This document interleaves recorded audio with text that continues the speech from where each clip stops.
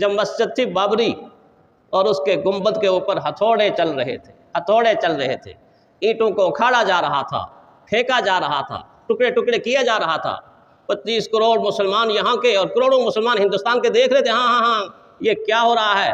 اتنی عظیم اور تاریخی مسجد کی دیواروں کو ہلایا گیا، میناروں کو اڑایا گیا، گنبدوں کو گرایا گیا۔ حال تو وہ تھا، مستقبل کیا ہے؟ مستقبل یہ ہے کہ جنہوں نے ہتھوڑے چلائے تھے ان کے دماغ پہ ہتھوڑے چلنا شروع ہو۔ کیا کر دیا؟ ہندو تھے نا، کیا کر دیا؟ جب دماغ پر ہتھوڑے چلنا شروع ہو گئے، نہ رات کو سو سکتے ہیں نہ دن کو سو سکتے، نیندیں اڑ گئیں۔ اور پھر انجام کیا ہوا؟